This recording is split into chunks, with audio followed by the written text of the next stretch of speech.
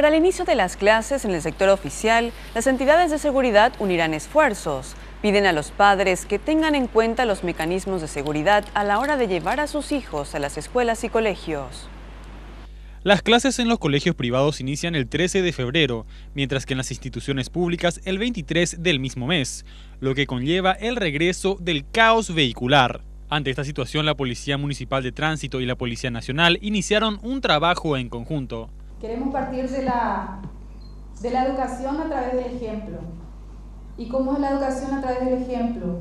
Respetar papá y mamá, primeramente las reglas, para que los niños, los hijos, los adolescentes vayan captando y vayan viendo, y de esa manera podamos tener realmente la seguridad que necesitamos. Instaron además a las entidades públicas como los bomberos voluntarios a evitar alquilar sus vehículos para las famosas caravanas estudiantiles que realizan los alumnos del tercer año, ya que recordaron que las sirenas de estos vehículos son solo para situaciones de emergencia.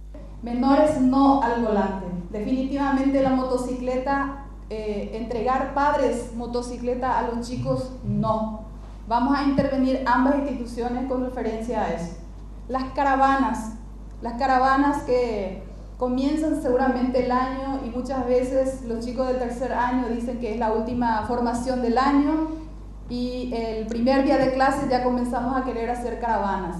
A los compañeros bomberos y a otras instituciones que a veces se prestan para realizar esos. Además, informaron que se realizarán cursos en los colegios sobre seguridad vial, bullying y violencia familiar. En los cuadernos no están los nombres de los chicos.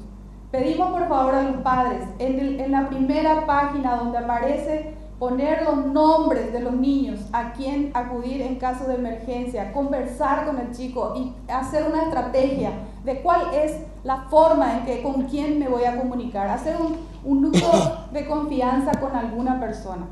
Porque es muy importante que ese chico, por lo menos si alguien lo encuentra en alguna cuadra, sepa a quién llamar o hijo de quién es o quién es esa persona.